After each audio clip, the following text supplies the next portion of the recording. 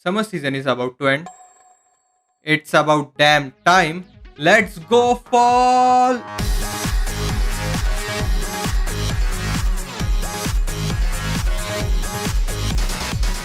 God, is this season stacked as hell. We are getting so many sequels, one of them being Ninja's favorite anime. Finally, we can headpat Nezuko once again, while Tanjiro and squad kick some ass with one of the most badass looking captain in Red Light District arc. 86 is back to resolve the cliffhanger and calm my heart down. Mushoku Tensei is also back to explore the wonderful world with Rudius and to make a religion out of Roxy's panties. Well, we cannot have every anime of this season with a majestic animation, so to balance it out, we have got Slideshow the anime, Way of the House Husband. But the top 10 anime betrayals of this season goes to JoJo Part 6. I had a whole segment written down about it, and then I saw the release date, December 2021.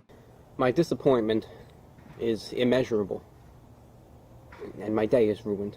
But today, I am not going to talk about the sequels because, firstly, you are going to watch them anyway, and second, there are some banger shows coming out this season which you honestly might miss out on. But how can you tell they are good or not if they have not aired yet? To that, I am what you call an evolved species of this anime season, commonly referred as the manga reader. Yeah, I have no life. This anime season will be a big bang because they have started it with an absolute banger.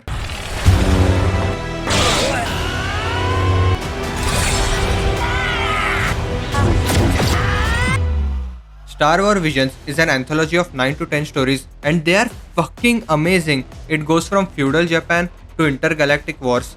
Personally, I have not seen any of the Star Wars movies, only watched a scene or two out of context when it was airing on television.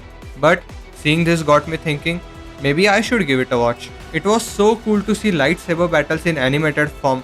The anthology is done by 7 different studios and you can clearly see every studio's unique art style. I remember in episode 1 it was full black and white feudal Japan and only the lightsaber were glowing, and in latter episodes it was episode 3 or 4 the colors were in your face. Every lightsaber blow created a different color of spark. It was so cool and the art style was freaking awesome. The best part is episodes are from 13 to maximum 24 minutes, not more than that, so you can easily finish it in one sitting.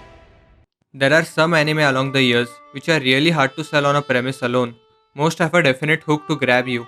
Some become so memed that you cannot help but watch them. But some take their time to build a world, introduce their characters, and then let both the world and characters connect with us. When we are emotionally connected, the story and plot is introduced way down the line. But until then, some people lose interest and sleep on an amazing show due to impatience. And for this season, that anime might be The Far Away Paladin. If I tell you the premise, you might think this is another shitty isekai which I would forget in a blink of an eye. So instead, I am going to tell you about the world and characters. A human boy named Will is raised by a mummy, a skeleton, and an old ghost. We follow Will since he was an infant. He helps the mummy do her chores and prays to God with her while looking up to her as his own mother. The skeleton trains him in physical activities like sword fighting and combat, and much like the mummy, Will considers him as his own father. And lastly, the old ghost, who teaches Will about magic and the world around him, while considering him as his grandfather and mentor. But as the time goes on, we, as well as Will, our protagonist, is intrigued about himself. Where did he come from? Is it normal to have this type of family? If they are undead, why do they have feelings for a human child? Are they planning to do something with him later down the line? We get so many questions about them with a huge mystery of how Will got here. Slowly but surely, all the puzzle pieces are taken out of the box, but not solved yet until a certain incident happens and they are solved in an instant. But soon to witness, this puzzle we were trying to figure out was the part of much bigger puzzle and we just solved the corner of it.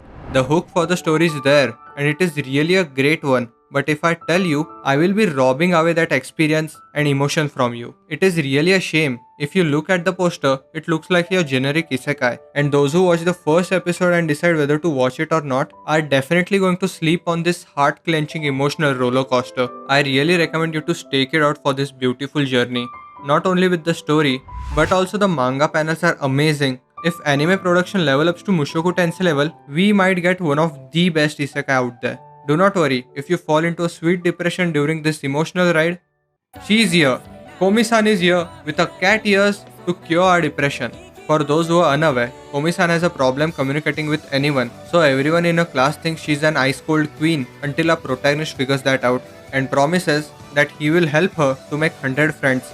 Well, fuck, that is much bigger number than my current Facebook friends. But that main plot point later down the line is thrown out of the window. I still do not know till which arc or the manga chapter anime is going to adapt it, but in recent times we have got a lot of these types of episode by episode anime, or I would like to call it Day in a Life of Socially Awkward Girl. Last season we got Day in a Life of Demon Lolly. We also had Day in a Life of a Sadistic Bitch, which most were into, and lastly we had the most annoying one, Day in a Life of Boob Controversy. Look how many have we got. I honestly do not think we can get any more than this. What are they going to give next? We already have Day in a Life of Cute Dragons. What is next? Day in a Life of Psychic Cute Girl? Wow, we really do have everything this season. Meet Meruko-chan. To put this show in a single sentence, cute girl who can see ghosts tries not to panic every time she sees one.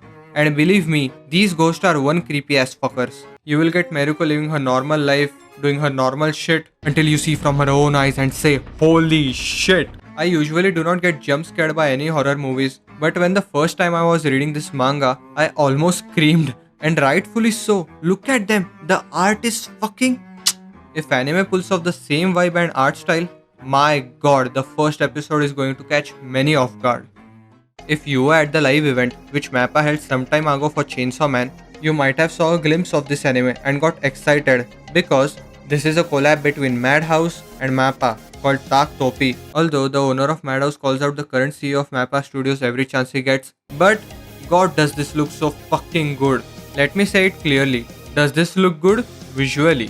When it comes to the story, how about we go over what we have got? The D2 aliens have appeared, and they are after a black meteorite which fell on Earth, and these aliens have wiped out all the music away because it is their only weakness. But there are some who still hold the power of music, one of them being a girl called Music Arts. And our protagonist, Ashina, can bring out the musical power out of Music Arts. When I read this, my mind instantly went to, so is this going to be the new Guilty Crown, but with aliens? Well, I do not know any more than this about the story, but my god, does this look clean as hell, and I am pretty hyped over it. Great score and badass animation, sign me the fuck up, and frankly, the trailer just showed a visual spectacle, so anyone would give it a try. Now, let's get to the oddball of this season. The world's finest assassin gets reincarnated in another world as an aristocrat. This anime is where the world's finest assassin gets reincarnated. For fuck's sake, do I really have to do the plot thing? The reason why I said this is an oddball is because this show is written by the author Rui Tsukio. If the name does not ring any bells, he's the same author who wrote Redo of Healer. Oh boy. As soon as I saw that, I left everything and went to read the manga. If there is going to be a Twitter fire out there, I have to pre-order some popcorn to actually see everyone melting down. But when I read the manga, I actually kind of liked it and thought it was pretty good. Let me explain. This is reincarnation like Mushoku Tensei, but instead of a loser getting reincarnated, it is a retired merciless emotionless killer, aka Assassin. Creed Part 5 Prince of Aristocrat, only available on PS5. Pre-order open right now. After his death, the goddess gives him two options: to either be reborn with no memories and start with a blank slate, or reincarnate with another world with his previous memories and skills intact, but with a condition: to kill the hero of that world who is going to cause a major shitstorm in the future. And as a payment, she lets him choose any skills he wants to ensure the hero's death. In this reincarnated life, he is born in a family of assassins known as Le. But instead of raising him as a cold-hearted murderer, he is raised with love and care. He is taught that he should feel emotions when he kills someone, because even though they are assassins, they are humans too, and not just some disposable tool as his previous life. Even though he is an overpowered protagonist with surface level growth, we kind of like to see it, because finally we can see some tangible end goal for our protagonist. In his journey, we see him make relationships which might interfere with his end goal. We get some proper world building, from trades to armies to neighboring nations. Also, Lou is not our average dumb protagonist. He gets a boner in his sleep. If he sees a girl is all over him, he shoots his shot. And if the anime doesn't cut it out, we might get some good stuff. Just imagine, it is a harem by the author of Redo of Healer, who definitely is not shy to go on that route. But to my surprise, he keeps it pretty normal. Now that I have raised the topic, let's go all the way in with World's End Harem. Our protagonist is asleep for 5 years, like Captain America, but when he's awake again, there is a virus on the loose, which has cut down the world's population by half. But the thing is, that lost half only contains of men, and the name of the virus is MKV, Men Killing Virus, where our protagonist and other 4 candidates have to get as many girls as possible pregnant. It has truly peaked. When I thought anime would never peak again, here it is again. You have done it. You have done it, Henty Gods. You rolled a 5-star triple S horny on main anime right here. And yes, you heard it correctly. This is an anime with Henty plot. I know you have your mind blown right now, but bear with me. Let me tell you another glass shattering reality.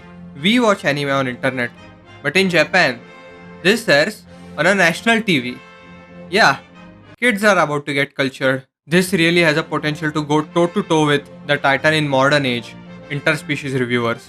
This is going to air on Crunchyroll, and I am just waiting when they put out a statement of this is against our terms and conditions. Obviously, we can get our uncensored. See you on the flip side, boys. Platinum End is one of the most awaited and the one show I've been looking forward to for a long time.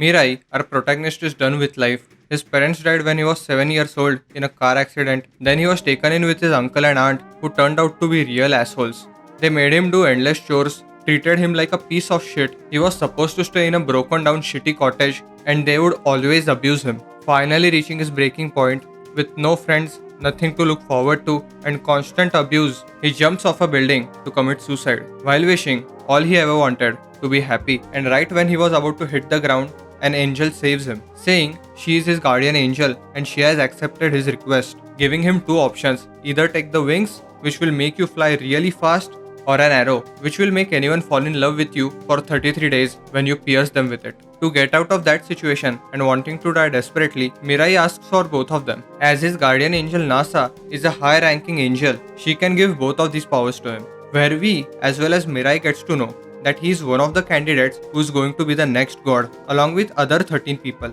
If this plot or atmosphere sounds kind of familiar to another anime which gives the vibe about a boy and a death god, because this manga or anime is from the same creators as Death Note. Even though I hate to draw comparisons, but the only easy way I can sell it, imagine the same atmosphere as Death Note, but Mirai, our protagonist, takes the complete opposite route from Light, where Light decides to kill every criminal. Mirai, on the other hand, who has experienced loss at a very young age, decides to go with another route, where killing or controlling a person is the last thing he would do. He only wants to be happy, and doing these things will not make him truly happy. Platinum End really pushes Mirai towards the edge, where he can always take the easy route by just killing or manipulating someone, but his morals or his personal experience helps him get through it. And unlike Ryuk, who was just there for some fun and waiting for Light to screw up, we have Nase, who is exact opposite of him. She helps him every step of the way to reach his true happiness. This is the anime which you can recommend to anyone, to even your non-anime watching friends too. You will be always biting nails or on the edge of your seat. Honestly, it is good shit. This last one is close to my heart, so I might get sappy. It is a story about a teenage boy who finds what he really is passionate about in life. The one thing which you love from the bottom of your heart, that is Blue Period. We follow Yatora. He scores really well in academics, but he also fucks around and watches sports matches while having a drink until the sun comes up. He does what every model student should do, while also having a reputation of a delinquent. But he does these things because he is expected to do them, and not because he is truly happy doing it. Until one day, he stumbles in the art class and sees a beautiful painting, immediately being infatuated with it, and in the corner of his heart, wanting to paint and draw like this. At first, he denies it, thinking art class is as good as a free period.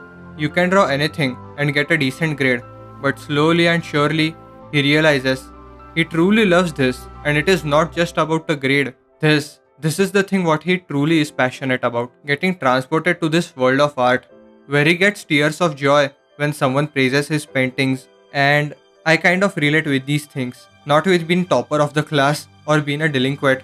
Honestly, I am amazed I have passed any of my classes with an average score, but thinking the art class is free period, or getting worked up about the future, or when someone acknowledges the work and passion I put in the things I love. So it not only hits home for me, but will also for you. We all have some things we are passionate about. You might not notice right now, but you have it. But also why I'm excited to see Blue Period in anime form is because the story is being an artist or a painter where they talk about specific color combinations and the manga is in monochrome. Let me explain it with an example. When I was reading the manga and Yatora stumbles upon this painting, seeing in monochrome, I put my own colors on to those painting. But when Yatora said, "Why is the skin color green?" I was a bit taken back because I had already made my assumptions on those colors. But we are seeing these paintings through their eyes, so it would be even better in anime form. So that's why the anime might do a better job, and I am really excited for it. And not just Blue Period, but all the others I've mentioned too. Tell me in the comments below which show you're looking forward to or hyped for. And if you cannot wait for the next season to arrive and want to watch something, I suggest you to check this video out, which saved my summer season. Or this one, which YouTube apparently thinks you will like. That's about it. See you in the next one.